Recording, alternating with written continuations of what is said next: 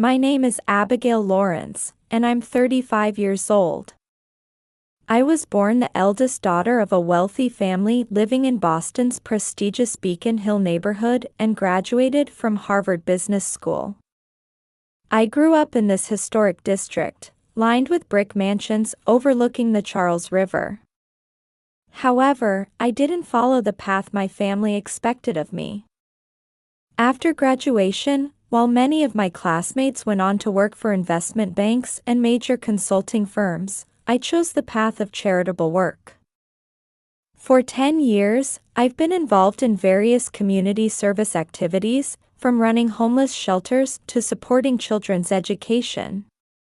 I have no interest in flashy clothes or luxury brands, preferring to live simply in modest attire. I'm not one to forcefully assert my opinions either, perhaps a result of growing up watching my parents' overbearing attitudes. My father, William, runs an investment advisory firm. His favorite phrase is, "Uphold the Lawrence family tradition." He's devoted to his Brooks Brothers suits and, as a regular member of the Harvard Club, spends nearly every week dining with business clients. Always conscious of appearances and rather vain, he disapproves of my lifestyle. When I started my charitable work, he declared it a family disgrace and wouldn't speak to me for a week. My mother, Martha, is known as a prominent figure in Boston society. Adorned in Chanel and Hermes, she hosts bridge gatherings every Thursday. While she's a regular at charity events, it's merely for social purposes. She seems to have no interest in genuine social contribution. For her, what matters most is how many right people she can associate with. At home, she's always submissive to my father's opinions, and regarding my life choices, she simply echoed his disapproval.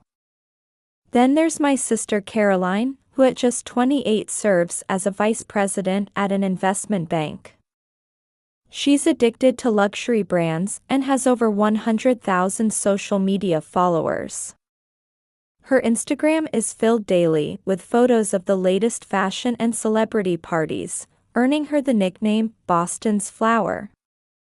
She spends her weekends at the Newport Yacht Club as a matter of routine.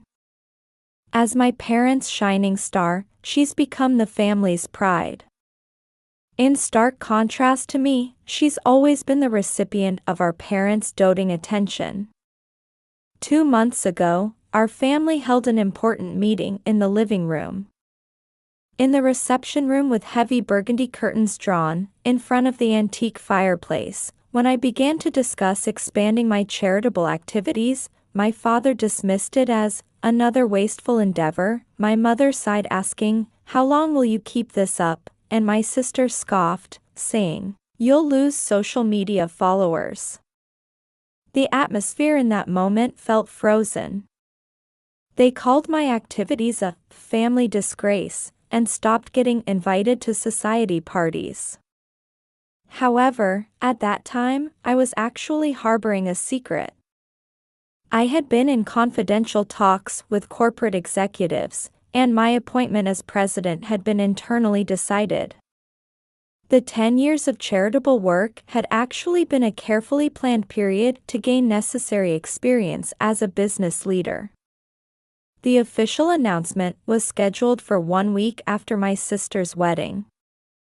There were 4 reasons for keeping this appointment secret: the management's consideration of stock price impact, avoiding industry turmoil over appointing a young female president, protecting the family from excessive media attention, and needing time for a smooth transfer of authority. Therefore, I explained it to my family as an expansion of charitable activities, while employees were bound by confidentiality agreements. Carrying this momentous secret while maintaining casual conversations with my family each day proved more emotionally taxing than I had imagined. And now, my sister's wedding is approaching. Her fiancé is James Wilson, an investment bank executive and Princeton University graduate. Coming from a prestigious New York upper-class family, skilled in tennis and golf, he was the ideal marriage partner. My mother rejoiced daily, saying, "It will be a perfect wedding," while my father couldn't stop bragging about his future son-in-law at business dinners. The wedding was set to take place at the Ritz Luxury Hotel. 300 guests, with a budget of $500,000. Preparations for the extravagant ceremony proceeded steadily. And I was to be treated as merely an event coordinator. From flower arrangements to seating chart verification, I was treated like hotel staff. No one knew that this venue would soon become mine. As the wedding day drew closer, indescribable emotions swirled within me. On the morning of the wedding day, I arrived at the Ritz Luxury Hotel before anyone else. A cool breeze from the Charles River swept around the historic building. The doorman opened the door politely, giving a slight bow with a "Good morning, Ms. Lawrence." He was one of the staff members who knew I would be the new president. Stepping into the lobby, the crystal chandelier sparkled in the morning sun. The marble floor still showed faint traces of last night's cleaning. In the banquet room, several staff members had already begun preparations.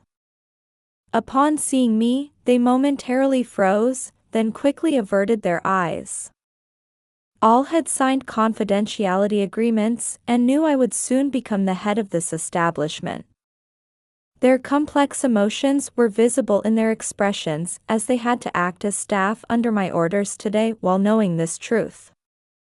Should we move the reception flowers a bit to the left? Please confirm the final catering details. Check the seating chart once more for any printing errors. As I issued instructions one after another, I kept apologizing in my heart. Today only, I had to give orders from above to those I usually treated as equals. It was a difficult act for both me and them. Still, the staff followed my instructions with perfect professionalism. Occasionally, the look of respect in their eyes warmed my heart. At 10 a.m., my sister arrived in the bridal room. In her pure white Vera Wang wedding dress, she looked as if she had stepped out of a fashion magazine. Mother was already perfectly made up in a lilac Oscar de la Renta dress. I wore a simple Brooks Brothers navy suit. The reflection of the three of us in the mirror looked like people from different worlds. "Abigail, could you have someone bring tea for the makeup artist?"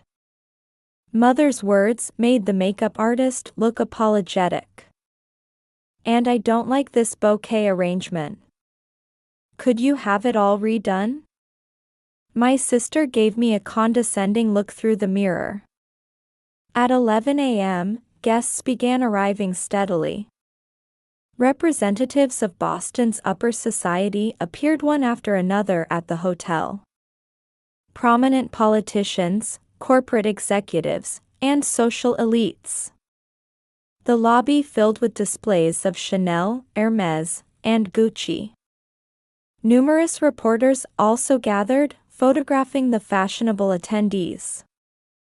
Father proudly welcomed the guests, introducing me as just a helper. Mother directed me to sit at the staff table, trying to hide my existence. Her gestures clearly showed embarrassment. My sister continued taking selfies and uploading them to social media, occasionally barking orders at staff. She treated my presence as if I were completely invisible. Past noon, the ceremony was about to begin. In the chapel with its cathedral-like high ceiling, 300 guests had taken their seats. As the solemn tones of the pipe organ echoed, I stood quietly near the staff entrance, waiting for the ceremony to begin. Then my eyes caught sight of a gentleman. It was former President Hamilton. With an impressively straight posture belying his 70 years, dressed in a gray Brooks Brothers suit. He looked at me through his gold-rimmed glasses. He was attending as the groom's father's college friend. He was one of the few attendees who knew my position. And he had seen how I was being treated here today. Behind his mild expression, I could see a hint of suppressed anger. He started to say something, but I shook my head slightly. It wasn't time yet. He seemed to understand and nodded, heading to his seat. One of the staff noticed the exchanged glances between him and me, and secretly smiled. They knew. They knew that soon, a big ripple would spread through this quiet venue. The violin music began, and all guests turned around simultaneously. My sister, in her pure white dress, entered on our father's arm. With a perfect smile, perfect pace, as if walking a perfect life. About an hour had passed since the reception began. The sound of champagne corks popping echoed continuously, and the laughter of guests around the tables filled the venue. I sat at the staff table among the servers. While the aroma of prime rib roast wafted from the pristine white tablecloths, my throat felt unusually dry. Former President Hamilton stood up. In his composed navy suit with a modest red tie. Wearing his usual gentle smile, he approached the podium. As the venue fell silent, he took the microphone. Jim, and distinguished guests. His warm voice resonated through the venue. My friendship with Jim Wilson spans over 50 years. Our college days at Harvard University, the youth we spent in this city, and the countless memories at this Ritz luxury hotel. The atmosphere in the venue took on a nostalgic hue. Ladies and gentlemen smiling elegantly. At the main table, my parents wore satisfied expressions. My sister, nestled close to her new husband, remained absorbed in taking smartphone photos. This hotel is not merely a building.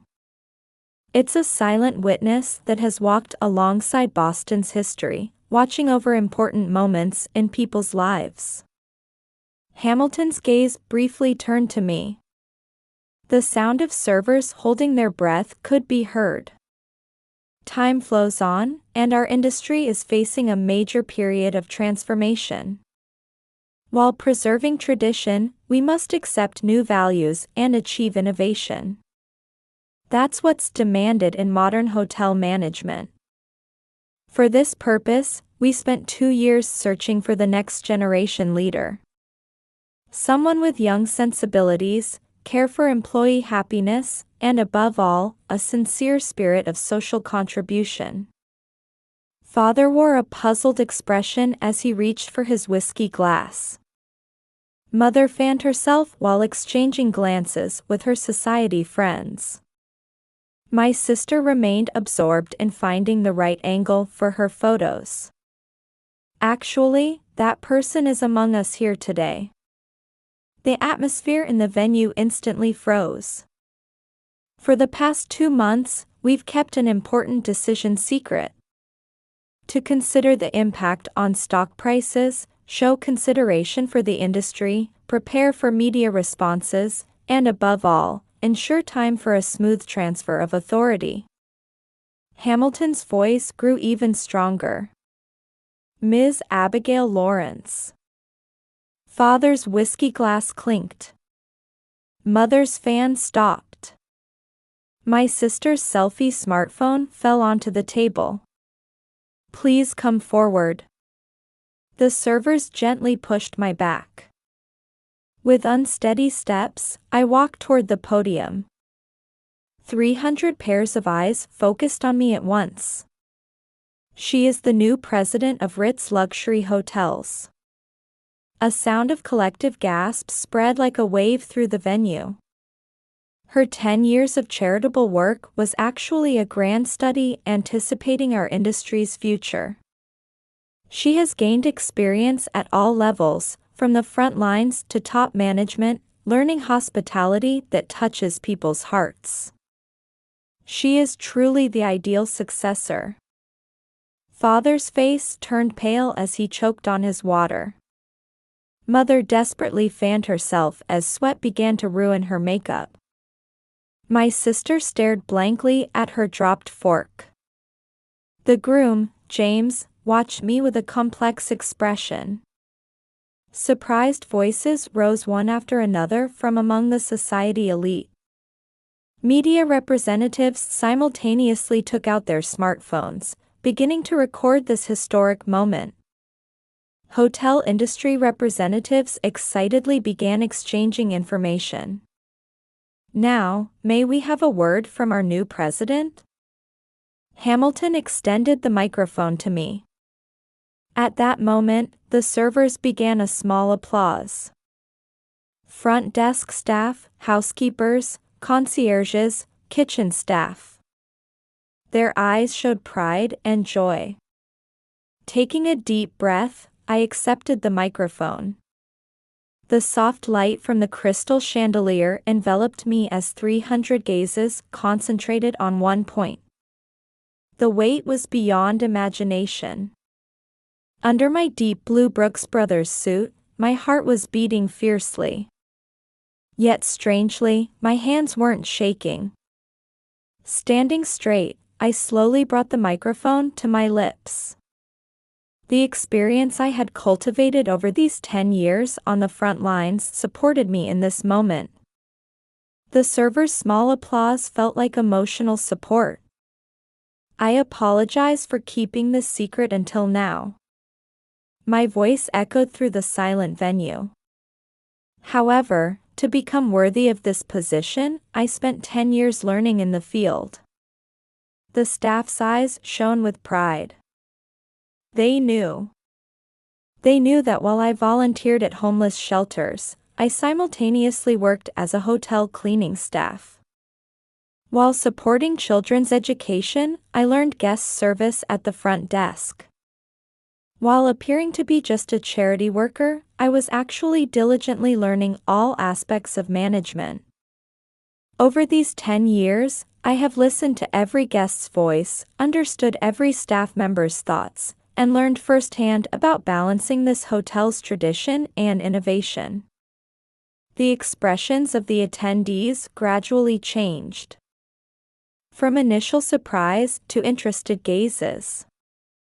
And gradually, colors of understanding and empathy began to appear. Hotel industry veterans hurriedly took out their business cards.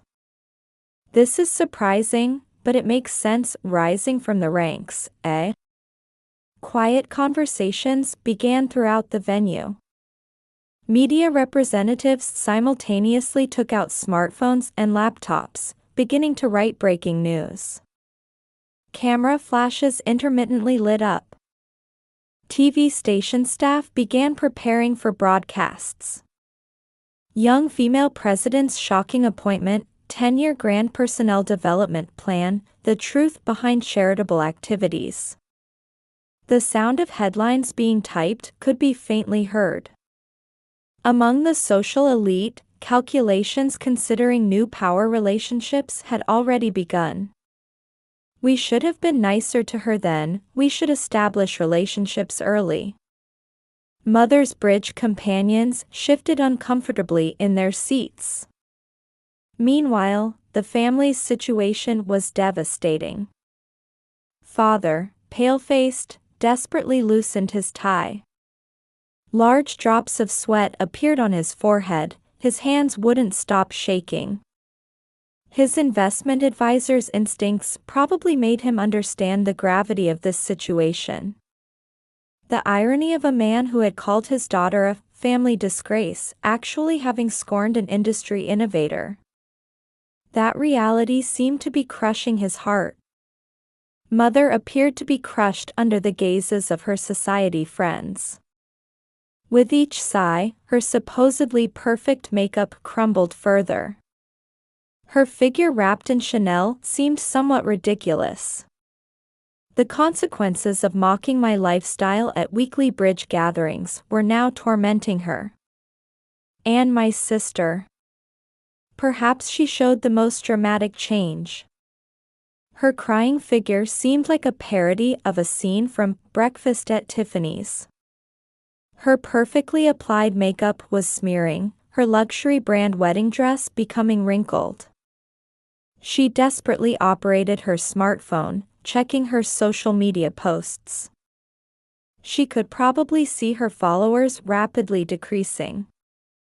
The false image of Boston's flower was crumbling with an audible sound.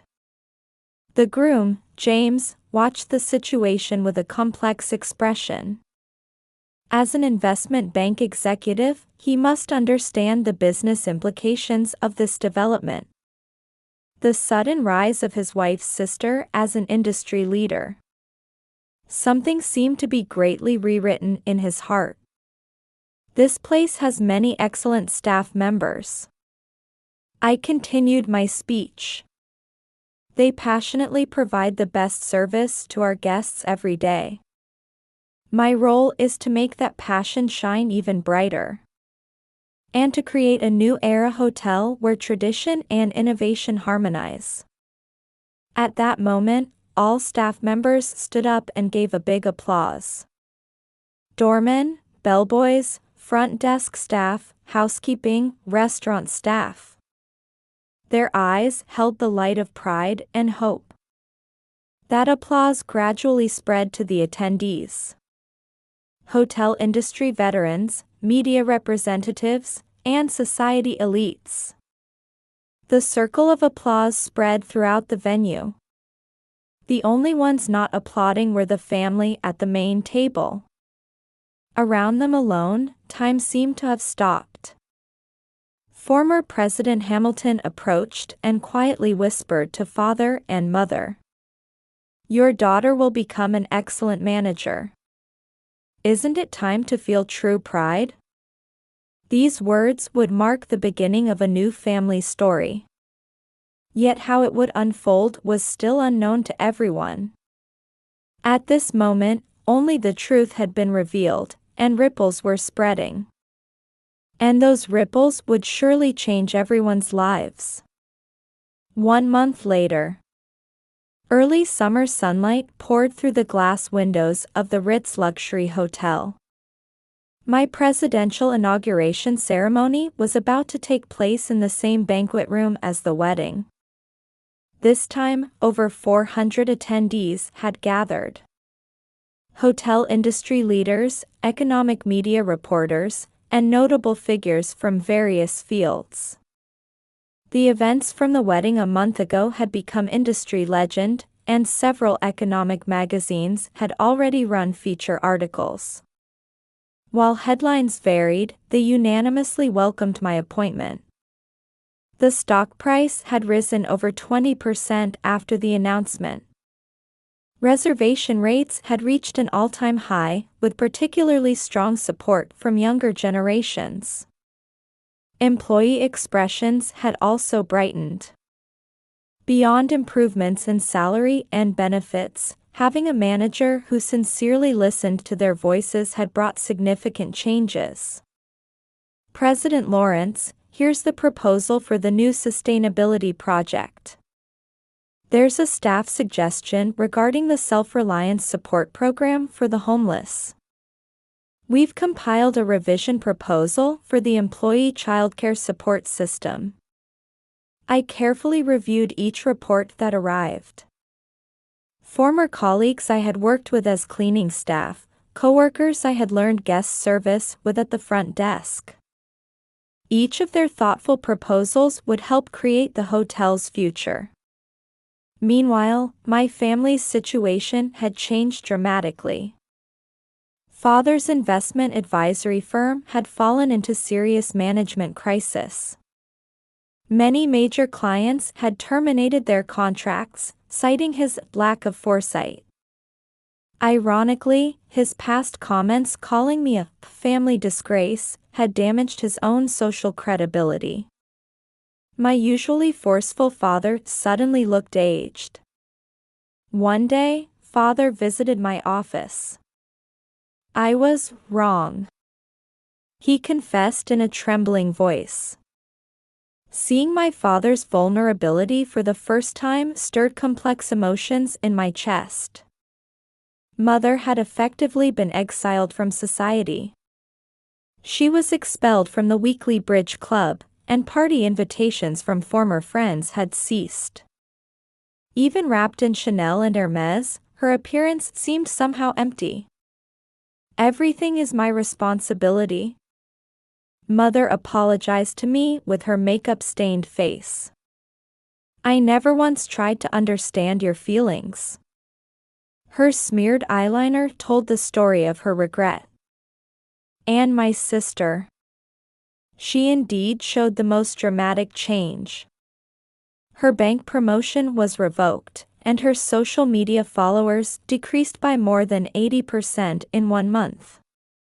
The media mercilessly reported on the fall of Boston's flower. Her newlywed life had also gotten off to a rocky start. Her husband James had begun to understand his wife's true nature, valuing appearances over practical ability. 2 weeks after the wedding, he began living separately, citing a job transfer. One rainy night, my sister visited my office. How did you become so strong? She broke down crying, still clutching her brand name bag. I have nothing left. My social media followers, my husband, my career. I've lost everything. I quietly embraced my sister. You haven't lost what truly matters. But family. And yourself. That night, I invited the whole family to my home. Dinner in my modest apartment. We ate takeout Chinese food around an old table. No fancy dinnerware, no expensive wine. Yet the sentiment in that meal was warmer than any luxury cuisine. Father spoke up. Would you let me help with your company?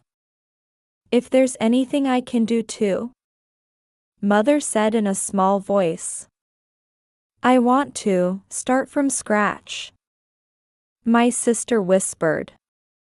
It was the beginning of a new family. I proposed a CSR consulting position for father. Mother was put in charge of planning hotel charity events. For my sister, I offered an opportunity to learn from hands-on work rather than social media marketing. Everyone starts from the ground up, I said, and my family quietly nodded. This was the first step toward true success. The beginning of a journey to shed pretense and rediscover what's essential. On Inauguration Day, various lives intersected in the banquet room. Industry representatives, media, and family. Father wore a modest suit, mother toned down her branded items, and my sister showed a genuine smile for the first time. Standing at the podium, I took a deep breath. The sunlight streaming through the windows seemed to herald the dawn of a new era. Today, I would like to share with you our new vision. My voice quietly resonated through the venue. It's about the coexistence of tradition and innovation. And above all, realizing hospitality that touches people's hearts. The staff gave warm glances. My family, for the first time, showed proud expressions. And I began to weave a new story. After 10 years of silence, the truth was revealed, and everything changed. But that wasn't an ending, it was a new beginning. The opening of a new chapter for both the Ritz Luxury Hotel and the Lawrence family.